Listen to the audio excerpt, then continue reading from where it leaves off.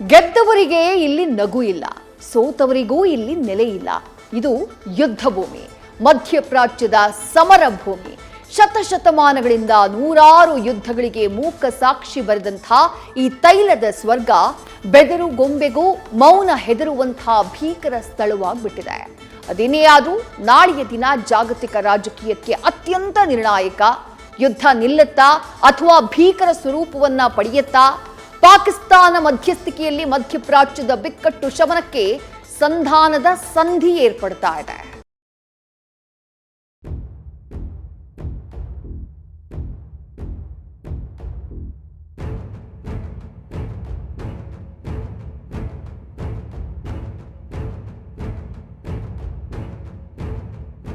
ಇದು ಭೂಲೋಕದ ತೈಲ ತೊಟ್ಟಿಲು, ಆದ್ರೆ ಸದಾ ನೆತ್ತರು ತೊಟ್ಟಿಕ್ಕುವ ನೆಲ. ಅಶಾಂತಿಯನ್ನೇ ಉಸಿರಾಡುವ ಮಧ್ಯಪ್ರಾಚ್ಯ. ಯುದ್ಧವಿಲ್ಲದೆ ರಾತ್ರಿ ಕಳೆದ ದಿನಗಳೇ ಇಲ್ಲ. ಈಗಲೂ ಅಷ್ಟೇ ರಕ್ತ ಸಿಕ್ತ ಗಾಯ. ಇನ್ನೊಂದು ಇತಿಹಾಸ ಪುಟ ತೆರೆದುಕೊಂಡಿದೆ. ಕಣ್ಣು ಹಾಯಿಸಿದ ಕಡೆಯೆಲ್ಲ ಕೇವಲ ಸಾವು ನೋವು, ಅದೊಂದು ಮರಳು ರೋದನ. ಇರಾನ್ ಮೇಲೆ ಮುಗಿಬಿದ್ದ ಅಮೆರಿಕ ಇಸ್ರೇಲ್ ಸೇನೆಯು ಸೃಷ್ಟಿಸಿದ ಅನಾಹುತಗಳು, ಆಕ್ರಂದನ ಆರ್ತನಾದಗಳ ಕಥೆ ವಿವರಿಸುತ್ತಿದೆ.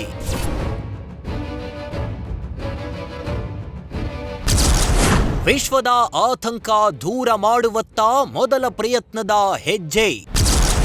ಯುಎಸ್ ಇರಾನ್ ಯುದ್ಧ ವಿರಾಮಕ್ಕೆ ಸಿದ್ಧವಾಯಿತು ಬ್ಲೂ ಪ್ರಿಂಟ್. ಇದು ವಿನಾಶದ ಕರಾಳ ಛಾಯೆ, ಸಾವಿನ ಆಮಂತ್ರಣ. ಬಂಜರು ಭೂಮಿ ರಕ್ತಗೆಂಪಿನಿಂದ ಗೌಜುಗಟ್ಟಿದೆ. ಗಾಳಿಯಲ್ಲಿ ಮದ್ದಿನ ವಾಸನೆ, ಆಗಸದ ತುಂಬೆಲ್ಲ ಗಗ್ಗರಿಸುವ ಗರ್ಜನೆ. ಸೈನಿಕರ ಪರಾಕ್ರಮದ ಆರ್ಭಟ, ಅಹಂಕಾರದ ಹೋರಾಟದಲ್ಲಿ ಸುಡುತ್ತಿರುವುದು ಶವಗಳಲ್ಲ, ಮಾನವೀಯತೆಯ ಕನಸುಗಳು. ಪ್ರತಿ ಗುಂಡಿನ ಸದ್ದಿನಲ್ಲೂ ನೂರಾರು ಜೀವಗಳ ಅಂತ್ಯದ ಗಾಥೆ ಕೇಳ್ತಿದೆ.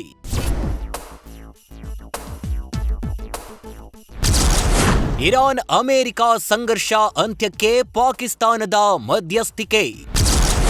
ಎರಡೂ ದೇಶಗಳ ಕೈ ಸೇರಿದೆ ಇಸ್ಲಾಮಾಬಾದ್ ಅಖಾರ್ಡ್ ಪ್ಲಾನ್.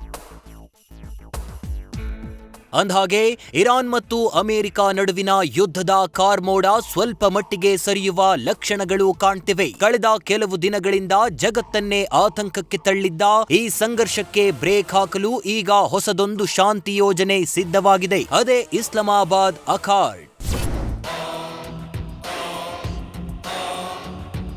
ಅಮೆರಿಕ ಮತ್ತು ಇರಾನ್ ನಡುವಿನ ಕಿಚ್ಚು ನಂದಿಸಲು ಬಿಗ್ ಪ್ಲಾನ್ ಸಿದ್ಧವಾಗಿದೆ. ಇಡೀ ಜಗತ್ತಿನ ಕಣ್ಣು ಈಗ ಇಸ್ಲಾಮಾಬಾದ್ ಅಖಾರ್ಡ್ ಮೇಲೆ ನೆಟ್ಟಿದೆ. ಪಾಕಿಸ್ತಾನ ಸಿದ್ಧಪಡಿಸಿದ ಈ ಶಾಂತಿ ಸೂತ್ರ ಈಗ ಉಭಯ ದೇಶಗಳ ಕೈ ಸೇರಿದೆ. ತಕ್ಷಣವೇ ಕದನ ವಿರಾಮ ಘೋಷಿಸುವಂತೆ ಪ್ಲಾನ್ನಲ್ಲಿ ಉಲ್ಲೇಖವಾಗಿದೆ. ಜಗತ್ತಿನ ತೈಲ ಸಾಗಣೆ ಕೇಂದ್ರವಾದ ಹಾರ್ಮುಜ್ ತಕ್ಷಣವೇ ತೆರೆಯಲು ಷರತ್ತು ವಿಧಿಸಲಾಗಿದೆ. ಕದನ ವಿರಾಮ ಪ್ರಸ್ತಾವವು 2 ಹಂತಗಳನ್ನ ಒಳಗೊಂಡಿದ್ದು, ಈ ನಂತರ ಅಂತಿಮ ಒಪ್ಪಂದಕ್ಕೆ ಬರುವ ಬಗ್ಗೆ ಪ್ರಸ್ತಾಪವಿದೆ. ಅಮೆರಿಕ ಮತ್ತು ಇರಾನ್ ನಡುವೆ ಮೊದಲು ತಕ್ಷಣದಿಂದ ಅನ್ವಯವಾಗುವಂತೆ 45 ದಿನಗಳ ಮಟ್ಟಿಗೆ 2 ಹಂತದ ಕದನ ವಿರಾಮಕ್ಕೆ ಪ್ರಸ್ತಾವ ಇಡಲಾಗಿದೆ. ಆ ಬಳಿಕ ಕದನ ವಿರಾಮದಿಂದ ಹಾರ್ಮುಜ್ ಜಲಸಂಧಿ ತಕ್ಷಣದಿಂದಲೇ ಮುಕ್ತವಾಗಬೇಕು. 15ರಿಂದ 20 ದಿನಗಳಲ್ಲಿ ಪರಮಾಣು ನಿಶ್ಶಸ್ತ್ರೀಕರಣ ಮತ್ತು ನಿರ್ಬಂಧಗಳ ಬಗ್ಗೆ ಅಂತಿಮ ತೀರ್ಮಾನಕ್ಕೆ ಬರುವ ಬಗ್ಗೆ ಸಲಹೆ ನೀಡಲಾಗಿದೆ. ಈ ಅವಧಿಯಲ್ಲಿ ಅಮೆರಿಕ, ಇಸ್ರೇಲ್ ಹಾಗೂ ಇರಾನ್ ಒಳಗೊಂಡಂತೆ ಯುದ್ಧ ಅಂತ್ಯಗೊಳಿಸಲು ಶಾಶ್ವತ ಒಡಂಬಡಿಕೆಗೆ ಬರುವ ಬಗ್ಗೆ ಪ್ರಸ್ತಾಪವಿದೆ. ಸದ್ಯ ಇರಾನ್ ಮತ್ತು ಅಮೆರಿಕ ನಡುವಿನ ರಣಭೂಮಿಯಲ್ಲಿ ಪಾಕಿಸ್ತಾನ ಶಾಂತಿ ಮಂತ್ರದ ಜನಾಜಾ ಪುರೋಹಿತ್ಯ ವಹಿಸಿದೆ.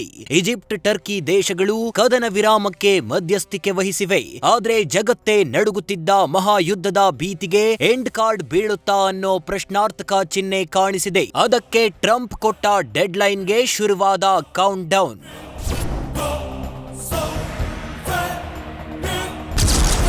ಮಂಗಳವಾರದೊಳಗೆ ಒಪ್ಪಂದವಾಗದಿದ್ರೆ ಕಾದಿದ್ಯಾ ಅಪಾಯ?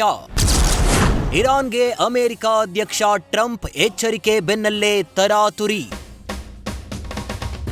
ಇಲ್ಲಿ ಟ್ವಿಸ್ಟ್ ಅಂದ್ರೆ ಅಮೆರಿಕ ಅಧ್ಯಕ್ಷ ಟ್ರಂಪ್ ಮಂಗಳವಾರದೊಳಗೆ ಅಂತಿಮ ತೀರ್ಮಾನಕ್ಕೆ ಗಡುವು ನೀಡಿದ್ದಾರೆ. ಇತ್ತ ಇರಾನ್ ತಾತ್ಕಾಲಿಕ ಶಾಂತಿಗಾಗಿ ಜಲಸಂಧಿ ಬಿಟ್ಟುಕೊಡಲ್ಲ, ನಮ್ಮ ಮೇಲಿನ ಆರ್ಥಿಕ ನಿರ್ಬಂಧಗಳನ್ನ ಪೂರ್ತಿಯಾಗಿ ತೆಗೆಯಲೇಬೇಕು ಅಂತ ಹಠ ಹಿಡಿದಿದೆ. ಇತ್ತ ಪಾಕಿಸ್ತಾನದ ಸೇನಾ ಮುಖ್ಯಸ್ಥ ಆಸಿಮ್ ಮುನೀರ್ ಈ ಇಬ್ಬರನ್ನು ಒಪ್ಪಿಸಲು ಹಗಲು ರಾತ್ರಿ ಕಸರತ್ತು ನಡೆಸುತ್ತಿದ್ದಾರೆ. ಅಮೆರಿಕದ ಉಪಾಧ್ಯಕ್ಷ ಜೆಡಿ ವ್ಯಾನ್ಸ್, ವಿಶೇಷ ಪ್ರತಿನಿಧಿ ಸ್ಟೀವ್ ವಿಟಕಾಫ್ ಹಾಗೂ ಇರಾನ್ನ ವಿದೇಶಾಂಗ ಸಚಿವ ಅಬ್ಬಾಸ್ ಅರಗಚಿ ಜೊತೆ ರಾತ್ರಿಯಿಂದಲೇ ನಿರಂತರ ಮಾತುಕತೆ ನಡೆಸುತ್ತಿದ್ದಾರೆ. ಆದರೆ ಈ ಪ್ರಸ್ತಾವಕ್ಕೆ ಅಮೆರಿಕ ಆಗಲಿ ಇರಾನ್ ಆಗಲಿ ಯಾವುದೇ ಪ್ರತಿಕ್ರಿಯೆ ನೀಡಿಲ್ಲ. ಒಟ್ಟಾರೆ ಒಂದೇ ಒಂದು ತಪ್ಪು ಹೆಜ್ಜೆ ಇಡೀ ಜಗತ್ತನ್ನೇ ಸ್ಮಶಾನ ಮಾಡಬಹುದು. ಇವತ್ತು ರಾತ್ರಿ ನಡೆಯುವ ಮಾತುಕತೆ ಯುದ್ಧವನ್ನ ನಿಲ್ಲಿಸುತ್ತಾ ಅಥವಾ ಟ್ರಂಪ್ ಕೊಟ್ಟ ಡೆಡ್ಲೈನ್ ಸೈನ್ಯದ ದಾಳಿಗೆ ನಾಂದಿ ಹಾಡುತ್ತಾ ಗೊತ್ತಿಲ್ಲ. ಆದ್ರೆ ಇಡೀ ಜಗತ್ತೇ ಈ ಬೆಳವಣಿಗೆಗೆ ಉಸಿರು ಬಿಗಿ ಹಿಡಿದು ಕಾಯ್ತಿದೆ. News first bureau. News first ನಿರ್ಭೀತಿಯಿಂದ ನಿಮ್ಮ ಪರವಾಗಿ.